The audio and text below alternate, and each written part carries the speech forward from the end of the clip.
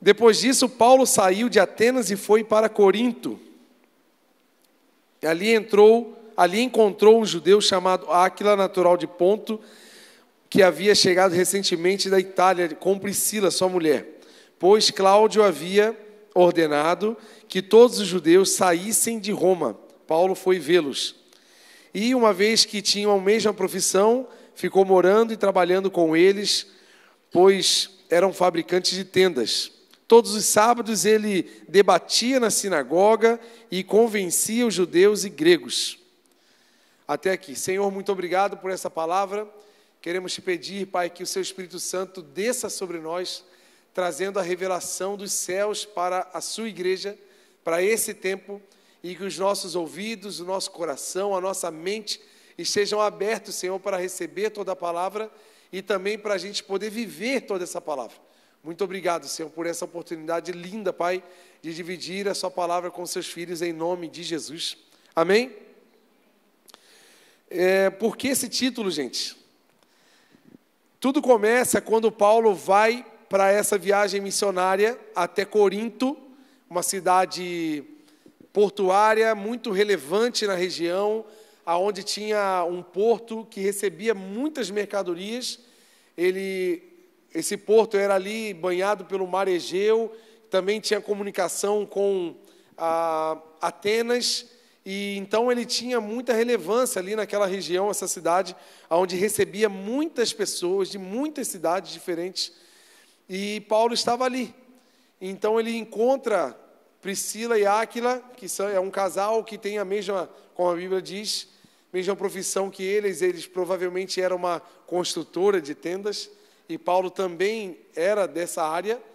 Então ele fica ali durante um período trabalhando e morando com Áquila e Priscila, até que Timóteo e Silas vêm da Macedônia.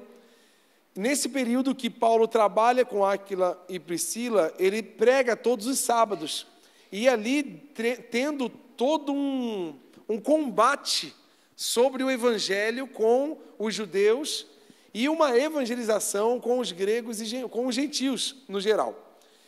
E esse período de todos os sábados ele estar ali na sinagoga, Paulo trouxe muito confronto com a palavra contra os religiosos da época, e ele teve um problema muito sério, e os judeus começaram a perseguir Paulo. Então a palavra diz que ele foi amaldiçoado pelos judeus e expulso da sinagoga. Então, com esse problema que acontece com Paulo na sinagoga, ele conhece um homem chamado Tício Justo, que mora praticamente próximo da sinagoga, e naquela casa ele começa a se encontrar com pessoas pregando o evangelho, e muitas pessoas começam a aceitar a Jesus, e começam a entender o evangelho, e dali nasce a igreja de Corinto. Então, diante de todo esse contexto, de uma cidade portuária, uma cidade onde tinha muitos templos de deuses gregos, deuses romanos, uma cidade que tinha muita prostituição, e inclusive nos próprios templos de deuses gregos e romanos, tinham muitos rituais que envolvia licenciosidade, que essa palavra é usada para rituais com práticas sexuais, práticas de orgias muito pesadas. Então, esses templos aconteciam coisas muito terríveis e influenciava muito as pessoas que moravam, que passavam por aquela cidade. Então, era um ambiente um tanto quanto hostil, religioso e complicado para implantar a verdade do evangelho vinda através de Jesus. Estão entendendo aí, amém? E Paulo implanta aquela igreja, passa 1 ano e meio em Corinto, pregando todos os dias, porque quando Timóteo e Silas vêm da Macedônia, Paulo sai do trabalho lá com Priscila e Áquila e começa a pregar o evangelho todos os dias. Ele ia nas praças, ia nos lugares pregando, e na casa de Tício também. Então a igreja é instituída. Com a igreja instituída, Paulo vai embora, acabou a missão dele, foi embora. E o tempo passou, e o que acontece? Ele é informado de alguns problemas que estão acontecendo na igreja. Ele fica preocupado, ele recebe uma lista de problemas que está acontecendo na igreja de Corinto, que daí vem o nome da palavra que você se assustou e ficou um pouco incomodado. Alguns riram, outros ficaram meio assim, temerosos, mas faz todo sentido.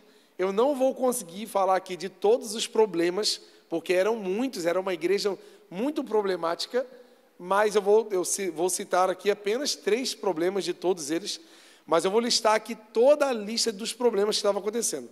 Paulo recebeu um WhatsApp de um amigo dele lá de Corinto, e ali estava uma lista dos problemas que estavam acontecendo na igreja. Primeiro, a igreja estava sofrendo divisões. A igreja estava dividida em opiniões. A igreja estava sofrendo um partidarismo gospel. Dentro da igreja, os irmãos divididos entre si. Outro problema, um alto índice de imoralidade sexual. Problemas e mais problemas envolvendo essa questão de casamento, de relacionamento. Então estava muito complicado, depois nós vamos ler um pouco aqui. Outro problema era sobre o conceito de liberdade cristã, que estava um pouco defasado e se tornando deturpado entre os crentes sobre a questão de liberdade cristã. Outro problema era sobre o culto semanal. Os coríntios eram bem complicadinhos, até no culto eles arrumavam problema. Até na ceia, eles arrumavam problema. Era um bolo de problema. E, por último, sobre a ressurreição de Cristo, também estava tendo algumas divergências. Então, Paulo, diante desses problemas, diante de todas desses apontamentos que ele recebeu, o que Paulo faz? Ele escreve uma carta. E aí surge a primeira carta aos Coríntios, diante dessa necessidade. Então, eu vou trazer aqui alguns desses problemas. O primeiro problema que estava acontecendo era a divisão na igreja. A igreja estava vivendo um partidarismo. Por quê? A igreja estava dividida em 4 grupos. Vamos ler 1 Coríntios 1 e 12.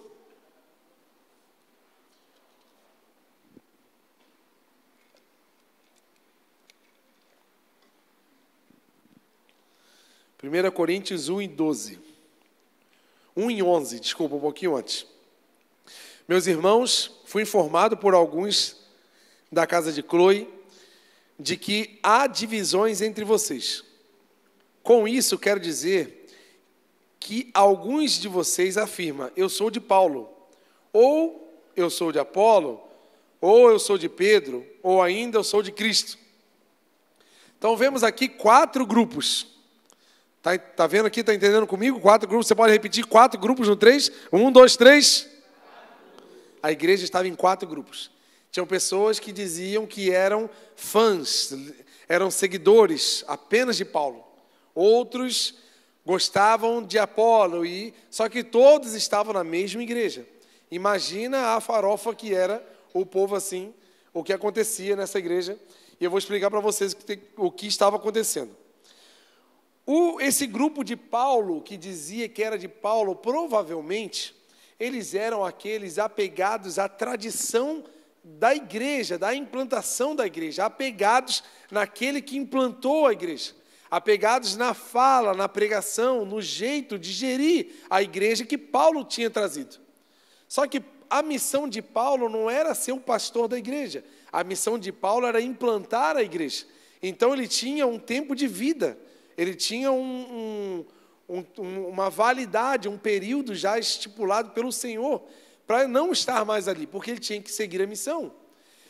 E o que acontecia? As pessoas que eram de Paulo acabavam desprezando a palavra de outros pregadores, desprezavam a liderança de outros líderes, mas por não entender a transição que Deus havia feito na igreja.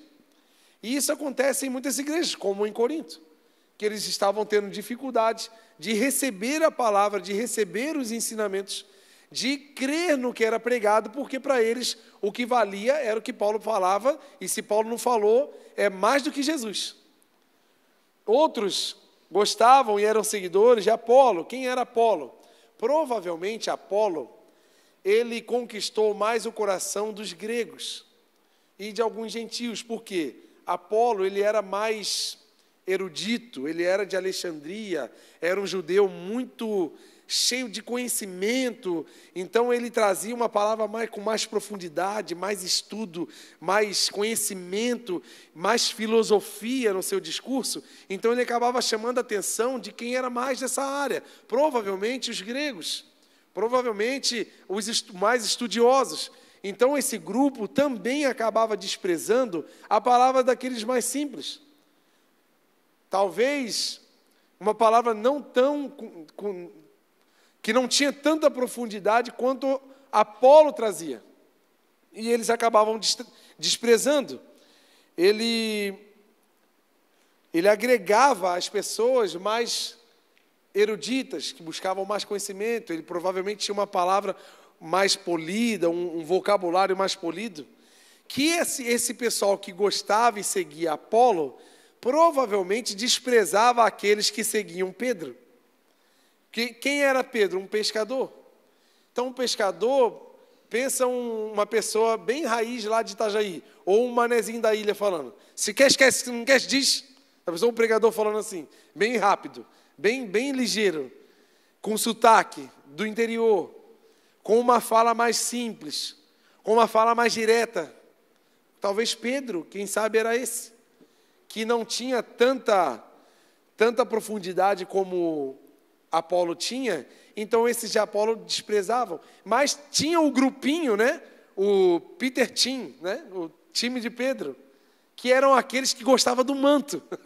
Sempre tem um grupo do manto, né? Do mover. Sempre tem. Se não tiver umas 3, 4 línguas estranhas, uns gritos, uma girada assim, não tem palavra, Deus não falou, Deus não aconteceu nada, se não tiver uma revelação, se não tiver um negócio diferente, Deus não falou. Ó, gente, a maior revelação já está aqui, ó, e está sendo entregue para você essa noite. Se você não tem a capacidade de acreditar que o que eu estou falando é a revelação da palavra para você, você não está acreditando no próprio Jesus. Porque o grupo de Pedro tinha essa necessidade. Porque quem era o grupo de Pedro? Aqueles que lembravam do Atos 2, da labareda, do fogo, dos milagres, do mar vermelho se abrindo. Eram os judeus raízes que gostavam de tudo que aconteceu, das maravilhas, da cura dos apóstolos. O grupo do Pedro era pegado nos apóstolos, nos milagres. Então, eles também desprezavam a palavra, talvez mais fria, de Apolo. Ou talvez eles desprezavam um pouco a palavra de Paulo, que Paulo não era apóstolo, Paulo não estava com a gente, não andou com Jesus. Então, tinham várias opiniões acontecendo dentro da igreja. E tinha um quarto grupo, que esse provavelmente é vocês e é nós, né, gente? Em nome de Jesus. Tinha um grupo de Cristo. Aqueles que entendiam o Evangelho, que saíam de casa falando assim: Deus, hoje eu vou entregar o meu melhor louvor para Ti, eu vou receber da Tua palavra, eu vou viver tudo que eu vou ouvir nessa noite. Seja quem estiver pregando, sabe por quê, gente? Nós temos que entender, muito maior que o mensageiro é a mensagem. Então, quem sabe o mensageiro aqui não vai agradar muito os seus olhos. Quem sabe aqui o mensageiro não vai agradar muito os seus ouvidos, o tom de voz, o sotaque, o desenvolvimento da palavra. Mas se você perceber que a palavra está sendo pregada de forma reta, de forma simples no Evangelho, é Jesus falando contigo. Então eu e você precisamos crer nisso. Porque se a gente for partidarista, nós vamos ter um grande problema, uma grande dificuldade de sair daqui hoje recebendo uma palavra de Deus no coração, porque a gente vai estar criando rótulos. E era um problema sério que estava acontecendo nessa igreja. As pessoas estavam desprezando os líderes, desprezando o modo de operação da igreja, porque eles eram partidários. Mas o meu único partido aqui se chama Jesus Cristo, aquele que morreu, se entregou e ressuscitou no 3º dia. Tem gente de Jesus Cristo aqui, amém? Comigo não? Em nome de Jesus. Não olha para mim, não, em nome de Jesus. Olha para Jesus. Eu não estou fazendo uma igreja aqui seguidor de Joãozinho, não. É seguidor de Jesus. Eu estou seguindo Jesus. E o meu papel aqui é fazer com que vocês sigam Jesus, é conduzi-los a esse caminho no qual eu também estou trilhando. Apesar de eu estar aqui organizado como um líder dessa instituição, mas eu sou tão seguidor de Jesus quanto você. E nós precisamos ter essa consciência e essa fé de saber que quando tiver um pregador aqui, uma das minhas funções também é defender a palavra que é pregada aqui, porque nem sempre eu vou também conseguir estar pregando. Vai ter um dia que vai ser outro pregador, mas o pregador que Deus colocar no coração, quem sabe, de vir aqui, vão ser aqueles que certamente vão trazer uma palavra do céu para a igreja. Até porque é uma função minha proteger a igreja disso. Então tenham um coração aberto nesse sentido. Não sejam partidários em nome de Jesus. Olhem para Jesus, sigam Jesus, adorem a Jesus, ouçam a palavra de Jesus, escutem a voz de Jesus, olhem apenas para Jesus. Você está olhando para Jesus? Pergunta para a pessoa do teu lado aí, tu está olhando para Jesus, não? É para Jesus. Só Ele tem as palavras de vida. Só Ele tem a mudança para a tua família. Só Ele tem a cura para a sua doença. Só Ele tem a solução para o teu problema. Não se apeguem em pessoas. O maior problema deles aqui não era nem a pessoa em si, porque todos eles eram homens que estavam pregando, se doando para a obra do Senhor. O problema da igreja era que eles estavam se apegando em pessoas. Pessoas erram, pessoas falham, pessoas adoecem, pessoas não estão bem todos os dias, mas Jesus não muda nunca e nunca vai mudar. Então a igreja estava polarizada. E só para você ter uma ideia, gente, diante dessa polarização existiam dois principais polos, os judeus e os gentios, geral. O que estava acontecendo aqui? Os judeus queriam sinais, maravilhas, se apegavam nos apóstolos, se julgavam mais próximos de Jesus porque eram o povo de Deus, o judeu. Sabe aquela pessoa que só ele vai para o céu, a família dele ninguém vai para o céu, só ele. Só a igreja dele vai para o céu. Sabe essa pessoa que fala assim? É o judeu aqui, é o judeu religioso. Tendenciosos à cultura judaica religiosa. O judeu tinha um grande problema de querer implantar na igreja de Jesus os costumes judaicos. Uma das maiores brigas que Paulo teve era com a circuncisão, por exemplo. Os judeus que recebiam gregos, romanos e qualquer outras pessoas de qualquer outro povo, eles queriam exigir a circuncisão de todas as pessoas. E Paulo brigava contra isso, porque isso não era um mandamento de Deus, mas era um costume judaico. E era uma briga assim, eterna entre eles, porque os judeus tinham esse problema. E do outro lado, o outro polo era quem? Os gregos e gentios, que queriam buscar a sabedoria e o conhecimento humano, eram eruditos. Então eles tinham dificuldade de receber a palavra de Pedro, de Paulo. Dispensavam a simplicidade da pregação do evangelho dos apóstolos. É uma dificuldade também, às vezes, quando a gente aumenta o padrão de vida, por exemplo, intelectual, aí a gente, às vezes, despreza pessoas simples, despreza a fala simples. Mas você quer ver uma das maiores pregações que eu posso fazer para você aqui em um segundo? É falando a maior frase que pode mudar, que mudou a minha vida e a sua vida. A maior pregação é a seguinte: Jesus te ama. E às vezes é uma frase tão simples que aí você já desprezam. Fala um negócio mais difícil. Mais difícil do que se entregar na cruz e morrer por você e por mim? Mais difícil do que descer do céu, da sua glória, e se entregar em forma humana e morrer em morte de cruz? Você quer mais difícil que uma frase? É uma síntese do maior movimento de amor que o universo já viu. Jesus te ama. Pode falar isso para alguém: ei, Jesus te ama, cara. Meu Deus. Aproveita já para aceitar Jesus hoje, já, não fica para trás não. Quem sabe tu precisa aceitar de novo hoje, já está bem desviadinho. E para concluir toda essa minha fala da polarização, eu vou ler aqui o texto. Eu até queria pedir por gentileza, um favor de vocês. Essa semana, se vocês puderem ler Atos 18, o capítulo todo, e a carta de Coríntios, 1 Coríntios, do capítulo 1 ao capítulo 8. Gente, moleza. Rapidão vocês lêem. Lê um pouquinho cada dia, que vocês vão digerir toda a palavra que eu estou pregando hoje. Tudo que eu estou pregando hoje está sintetizado no capítulo 18 de Atos e nos 8 primeiros capítulos da primeira carta aos Coríntios. Para você entender, porque se eu fosse falar tudo aqui, a gente ia terminar à meia-noite, eu não ia conseguir falar, e então a gente precisa sintetizar. Então eu vou ler aqui para concluir essa questão do partidarismo gospel, o que estava acontecendo. 1 Coríntios 1, versículo 21.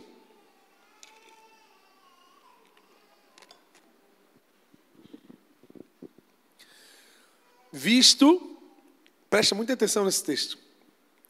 Visto que, na sabedoria de Deus, o mundo não o conheceu por meio da sabedoria humana. Aqui já começa o confronto. Agradou a Deus salvar aqueles que creem por meio da loucura da pregação. Aqui ele está confrontando os gregos, os intelectuais, os filósofos. Para aqueles que entendiam apenas de sabedoria humana, achavam uma loucura o próprio Deus morrer em forma física tão frágil, não fazia sentido. Um Deus morrer como um homem tão frágil, era loucura. Os judeus, agora ele vai chamar para o lado dos judeus. Os judeus pedem sinais miraculosos. Olha o povo do mover aqui, ó. Se não tiver o mover, ele não recebeu a palavra. E os gregos procuram sabedoria. Nós, porém, pregamos a Cristo crucificado, o qual, de fato, é escândalo para os judeus e loucura para os gentios. Mas, para os que foram chamados, tanto judeus como gregos, Jesus é o poder de Deus e a sabedoria de Deus. Está vendo como é que ele está falando assim, ó, poder para os judeus. E Jesus é o poder de Deus, que o judeu buscava poder. O judeu buscava sinais. Judeus se frustraram com Jesus porque achavam que Jesus ia vir num cavalo com uma espada com poder para destruir o império romano que estava dominando o povo judeu. E Jesus frustrou. Jesus ele se tornou um escândalo para os judeus. E aqui ele está falando que ele é o poder de Deus para os judeus e é a sabedoria de Deus, que no início ele fala que o mundo não conheceu a Deus pela sabedoria humana. Então está vendo que Deus está sendo revelado para todo tipo de gente na terra. E aqui está. Porque a loucura de Deus é mais sábia que a sabedoria humana. Esse aqui é um recadinho que ele deu para o grego. E a fraqueza de Deus é mais forte que a força do homem. Aqui é um recadinho para o judeu. Estão entendendo, gente? Entenderam o que ele está falando aqui? Que ele trouxe o escândalo através da sua morte na cruz, através de todo o processo de julgamento, prisão, apanhando, sofrendo, morrendo de forma vergonhosa, um escândalo, era um escândalo para um judeu morrer numa cruz. Jesus era um escândalo para o judeu quando ele lavou os pés dos discípulos. Um judeu jamais lavaria o pé de outra pessoa. Um judeu de boa situação, de muitos recursos, ele contrataria um escravo de qualquer outro país para lavar o pé dele quando chega em casa, mas ele não contrataria um judeu escravo para lavar o pé dele, porque lavar o pé para um judeu era uma coisa muito escandalosa. Então, por isso que Jesus foi escândalo para os judeus. Ele foi um escândalo para mim e para você. Sabe por quê? Pelo amor que ele tem por você e por mim. Ele se tornou um escândalo e a loucura para os sábios. Os sábios não conseguiam entender que amor é esse. Como que ele pode amar pessoas que continuam fazendo o mal? Para um erudito, para um sábio, um intelectual, não faria nenhum sentido uma pessoa vir fazer o favor que Jesus fez para pessoas que nunca mereceram e nunca vão merecer. A não ser que você parou de pecar depois que aceitou Jesus. A não ser que depois que você se batizou, você não pecou nunca mais. Tem alguém aqui desse jeito? Pelo amor de Deus, se apresente. Que eu quero conhecer esse ninja. Então, para aqueles que eram sábios, era loucura fazer isso. Não faz sentido. Mas sabe por que é loucura? Porque enquanto Jesus estava ali na loucura e no escândalo, ele já estava falando assim: e agora está consumado, nada mais vai separar eles do meu amor, nem altura, nem profundidade, nada, nem a morte, nem a vida, nada vai separar, está feito, eu cumpri a minha missão e agora eles são meus, você é dele, eu sou de Jesus, e estamos agora vivendo uma caminhada em direção à terra que ele está preparando para nós. Você acredita nisso tudo? Então, para acabar com o partidarismo, essa é a palavra: Jesus. Jesus é o centro da igreja. É tudo sobre Jesus. É tudo sobre Jesus. Amém? Então, vamos para o segundo problema da igreja. O segundo problema da igreja era a imoralidade sexual. Vamos ler 1 Coríntios 5. Opa, eu olhei aqui, desculpa. Não é para olhar, é para fingir que não está olhando, né? Tá bom. 1 Coríntios 5, diz assim, ó: por toda parte se ouve que há imoralidade entre vocês. Imoralidade que não ocorre nem entre os pagãos, a ponto de um de vocês possuir a mulher de seu pai. Meu Deus. Paulo está falando assim: gente, eu estou sabendo de coisa que está acontecendo nessa igreja que nem quem não é crente não faz as coisas que vocês estão fazendo dentro dessa igreja. E pior, ele continua aqui, que eu tenho que sintetizar. E pior, vocês ainda estão orgulhosos disso. Tem gente, que se orgulha do pecado.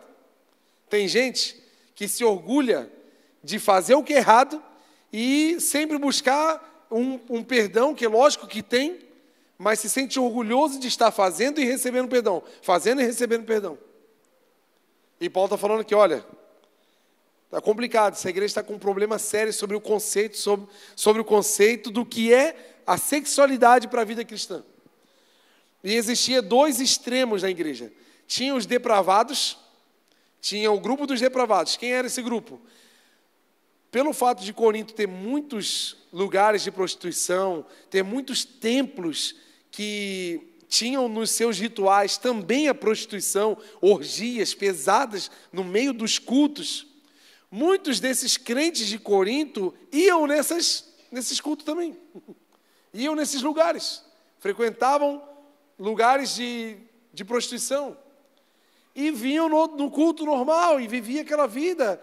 Era um nível tão grande, tão alto de promiscuidade, de cauterização de mente, que um rapaz estava tendo relações com a própria madrasta. E a igreja não se posicionava em nada. Ninguém sentia. O pecado estava normalizado.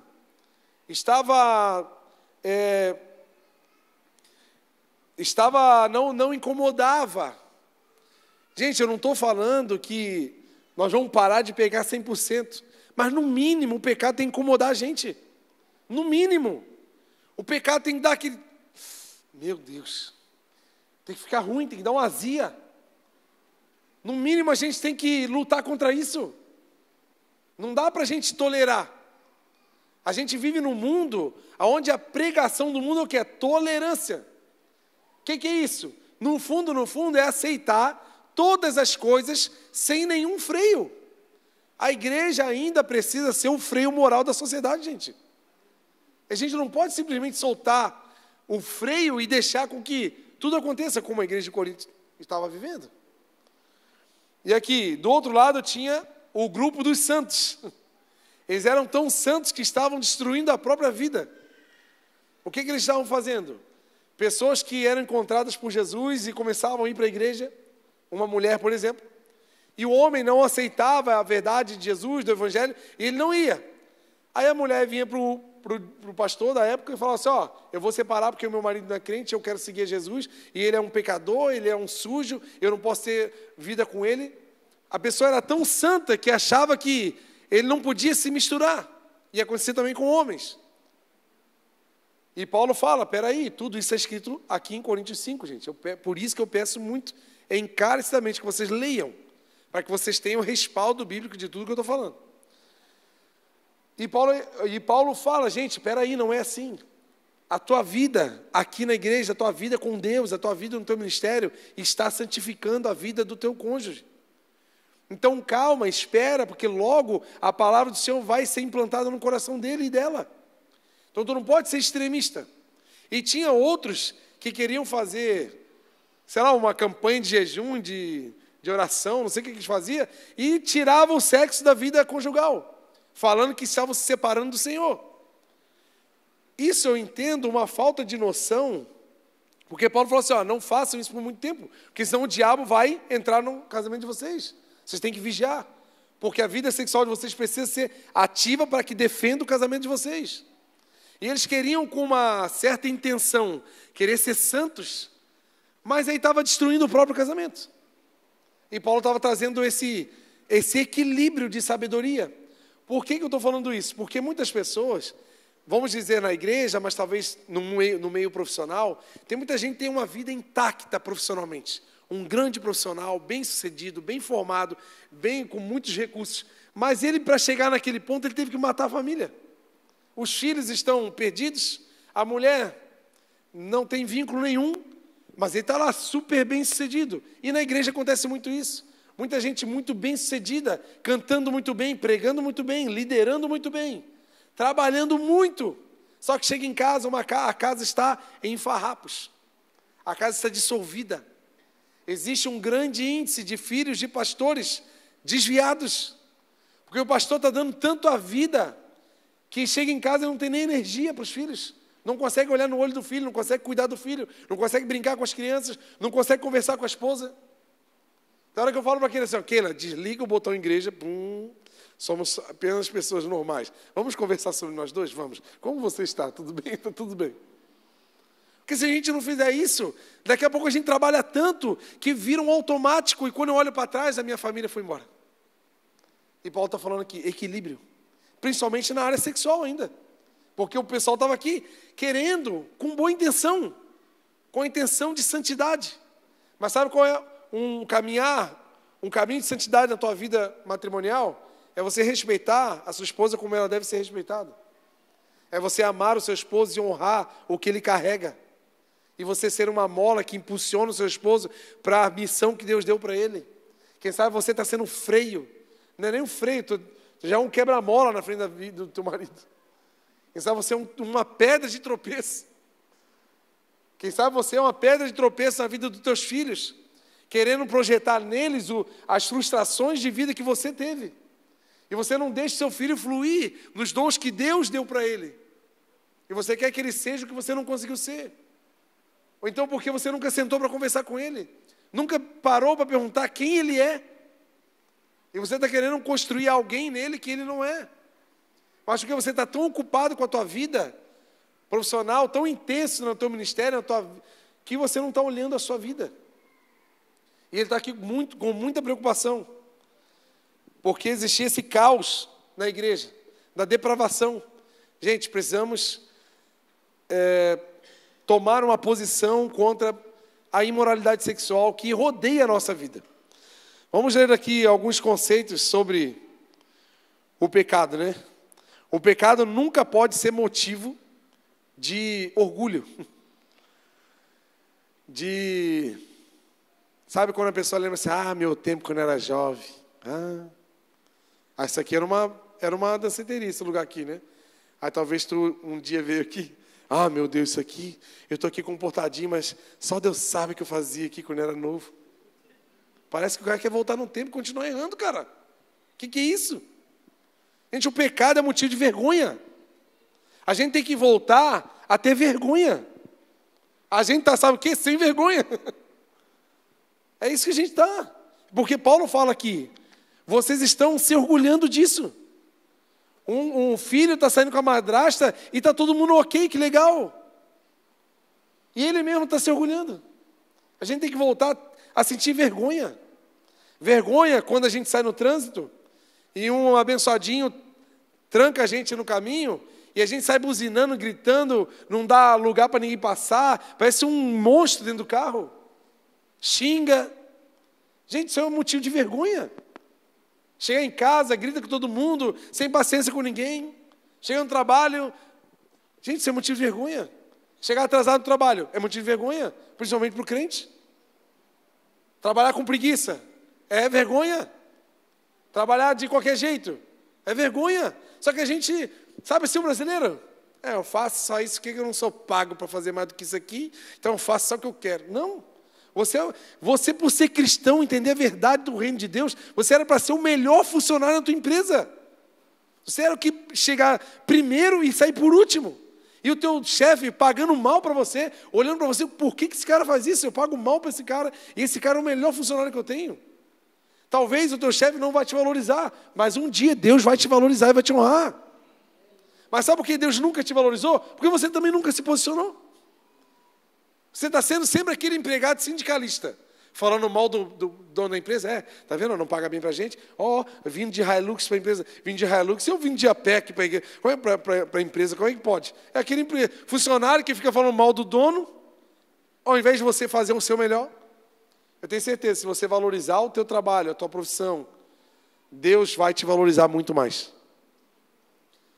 Você acredita nisso, amém? Está animado ou não? Ou está desanimado comigo aí? Outra coisa. Temos algumas armas fatais contra o pecado. Vamos ler Provérbios 28, 13.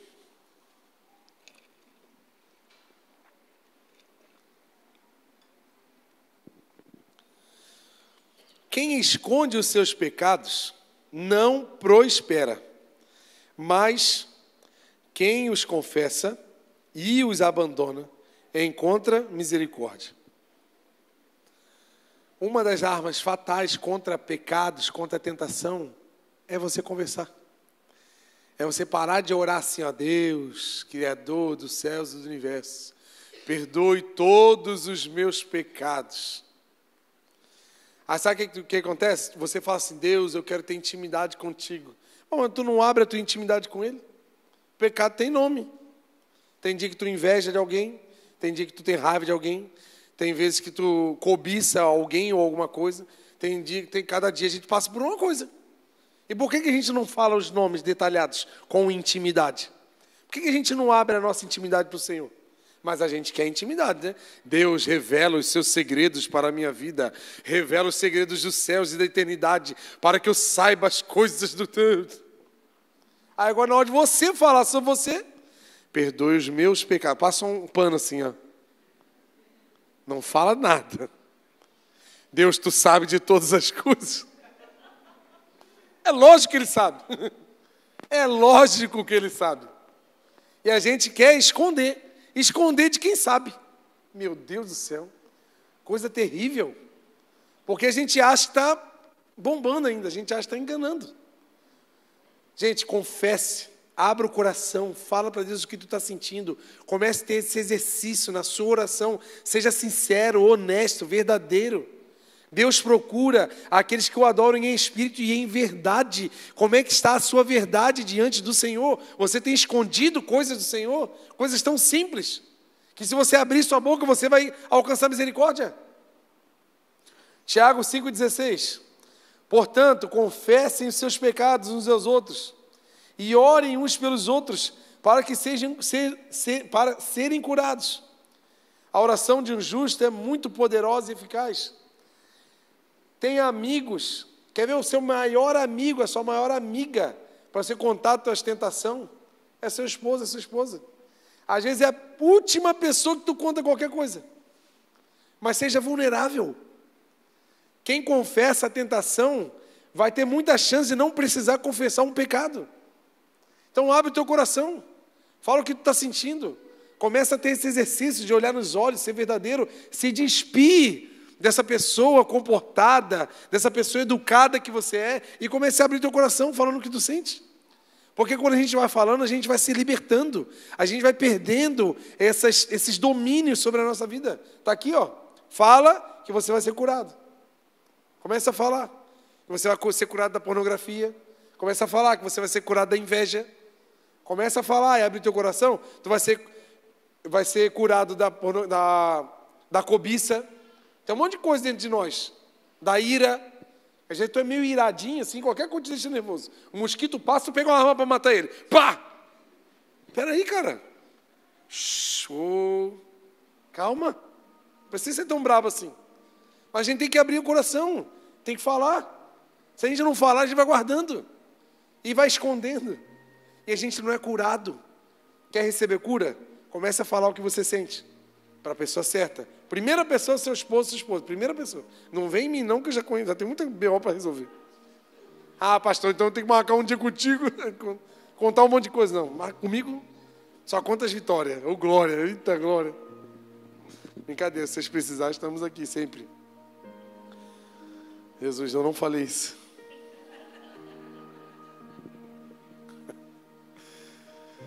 Você parar comigo para chorar, tu vai chorar comigo também com as minhas mazelas. E o terceiro e último problema que eu não vou conseguir listar todos, mas estava tendo um problema sério sobre a liberdade cristã, sobre o conceito da liberdade cristã dos crentes de Corinto. Quero que você preste muita atenção nessa parte aqui, porque essa parte vai trazer para nós um respaldo, para a gente viver uma vida livre no Senhor. Só que uma vida livre com responsabilidade. Que é aqui que estava acontecendo um problema sério com os crentes da igreja de Corinto. Eles estavam pregando uma liberdade sem responsabilidade. Eles estavam pregando um estilo de vida livre em Jesus. Agora somos livres, porque Jesus falou isso, né? Eu vim para que vocês sejam de fato livres. Conhecereis a verdade e ela vos libertará. Então eles pegaram esses trechos. Então sou livre, então faço o que eu quero. Então vamos. Vai ter uma festinha ali da deusa Artemis. Vamos lá, vai bombar, vai ter as irmãzinhas da congregação. Tudo pronta para o crime. Nós vamos cair matando. E depois a gente volta para a igreja, está de boas, somos livres, Deus está com a gente. Vamos, Deus perdoou os nossos pecados, vamos se acabar numa bola de fogo, vai dar certo, vamos aproveitar a nossa juventude, somos livres. É uma liberdade com responsabilidade. Tem coisas que nem são pecado, mas por amor ao próximo eu preciso abrir mão, e você vai entender do que eu estou falando. Vamos ver 1 Coríntios 8 e 9.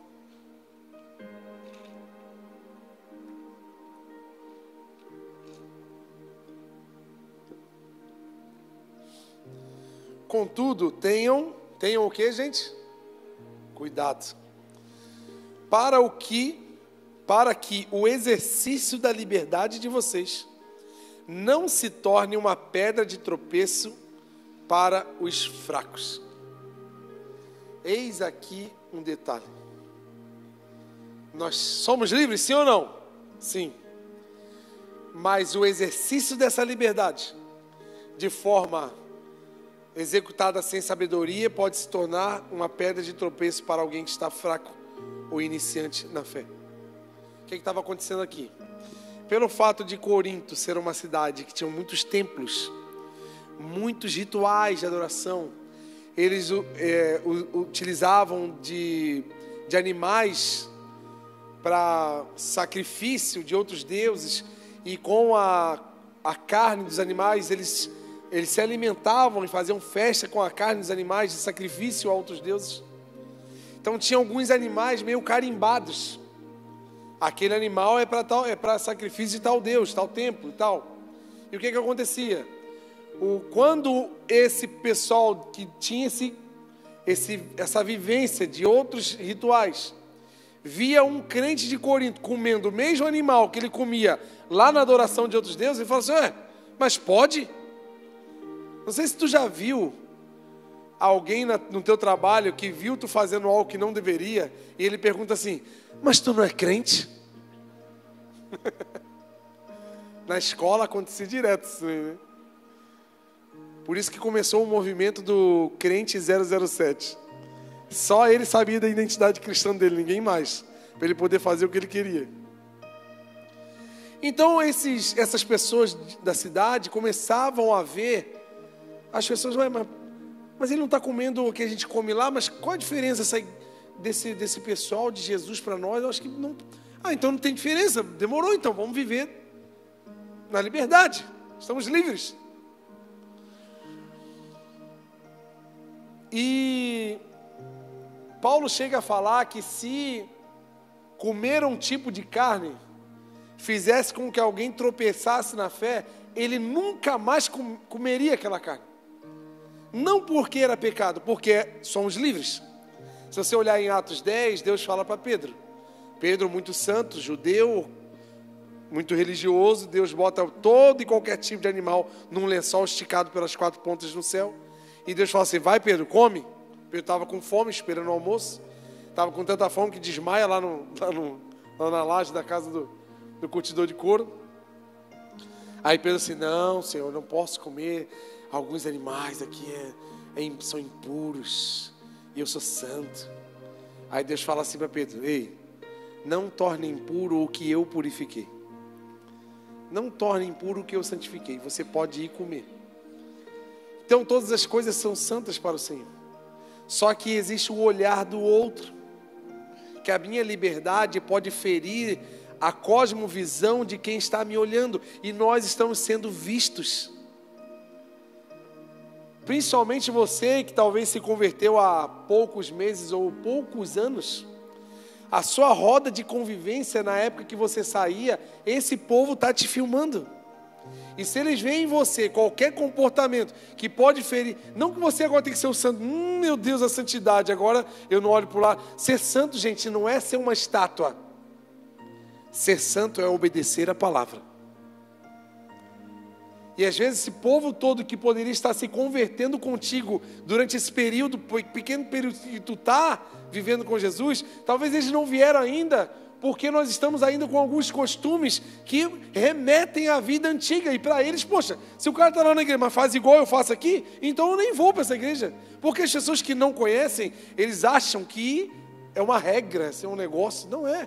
Nós somos livres. Nós somos tão livres que nós não somos nem escravos de nenhum vício, de nada mais.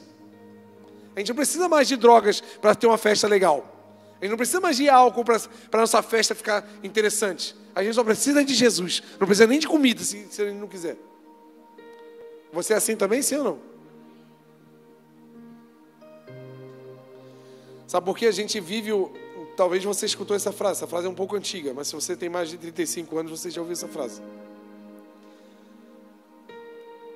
A nossa liderança, nossos pais, tios, vô, patrões, chefes da empresa, a gente sempre ouviu uma frase que fala assim, ó: faça o que eu digo, mas não faça o que eu. Essa frase funciona lá fora. Para quem está vivendo a missão do Senhor, não dá. Paulo falou o contrário disso. Paulo falou o seguinte: seja meus imitadores, como eu sou de Cristo. Paulo estava falando o seguinte: ei, faz exatamente o que eu estou fazendo, porque eu estou imitando aquele que vai nos levar para um lugar eterno. E eu e você precisamos ter essa vida.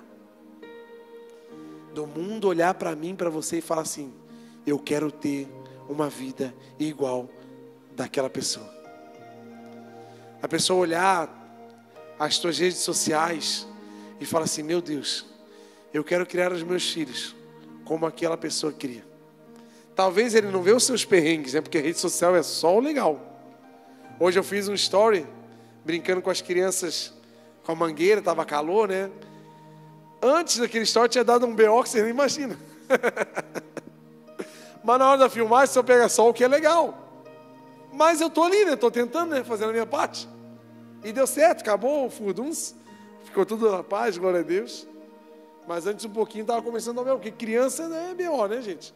Aí tu bota água junto, bota as coisas, daí você vai gerar uma terceira guerra mundial ali facinho.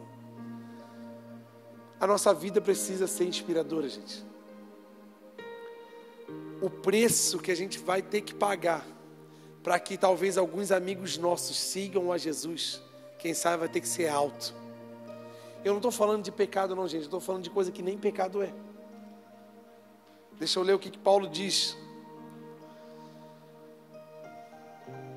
1 Coríntios 10 e 31.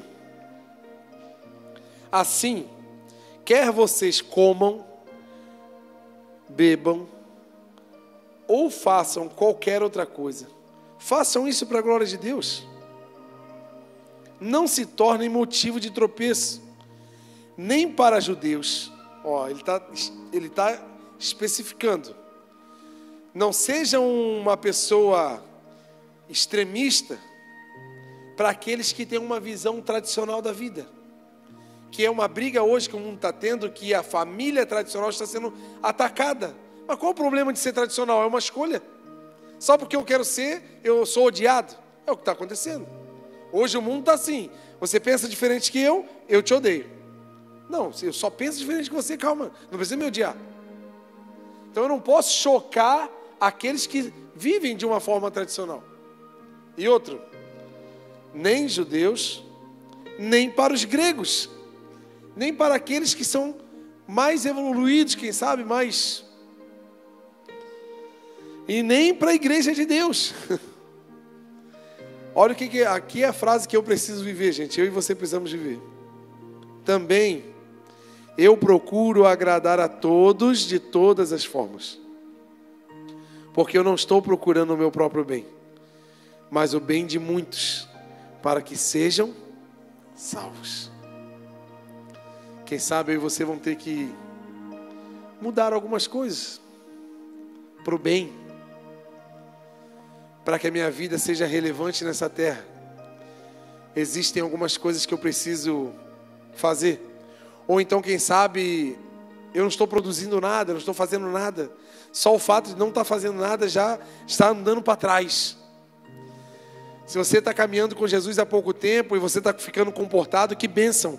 Mas não fique contente em ficar parado. Você precisa sacudir a vida de alguém. Você precisa trazer mudança aonde você mora, aonde você trabalha. Você precisa trazer. Por isso que eu digo, como quando Paulo falou, tem pessoas que se tornam cristãs e ficam chato. E chega na família, está todo mundo no inferno, se não ir para a igreja dele. Você vai para o inferno, porque eu te conheço, claro, parente se conhece, sabe os B.O. da família, né? Você vai para o inferno, você é isso, e não sei o que lá. Acabou, você está perdendo a chance de levar aquelas pessoas para Jesus. Mas ao mesmo tempo, se eu for calado, se eu for uma pessoa que agora não vou mais na festa da família, porque lá é um ritual satânico. Não, gente, continua sendo a sua família. E você precisa estar lá. Sabe para quê? Para abraçar.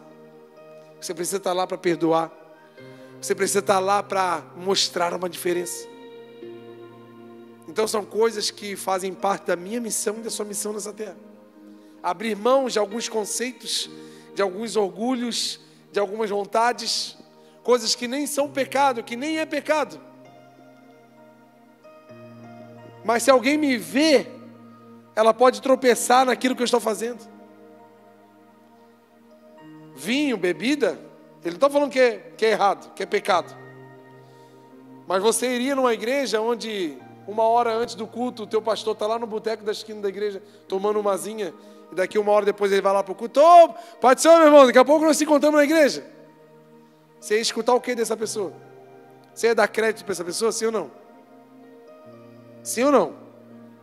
Uma vez o Lucas me viu num encontro que a gente teve numa casa, e eu estava de bermuda. Vou brincar com o Lucas, eu sei que tem intimidade com ele.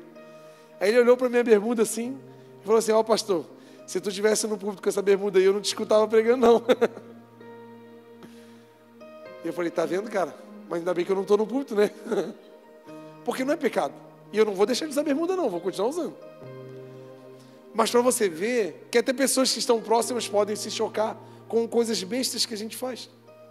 E quem sabe o mundo não está sendo salvo ainda, porque a gente não está deixando, não está fazendo com que a minha vida realmente seja uma força que empurre as pessoas em direção a Deus. E Paulo está nos convidando a ter essa vida.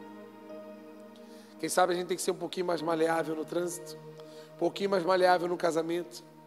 Como é que um vizinho seu vai procurar a sua igreja se toda vez que ele abre a janela, tu está gritando com a tua esposa, tu está gritando com o teu esposo, tu está gritando com os seus filhos? Que vizinho que vai se inspirar no Deus que você serve, se ele não está vendo nenhum nível de mudança na tua vida? Que amigo do trabalho vai se inspirar no Deus que você serve, se ele vê que você é desonesto, se ele vê que você é preguiçoso, se ele vê que você fala mal do seu chefe nas costas dele?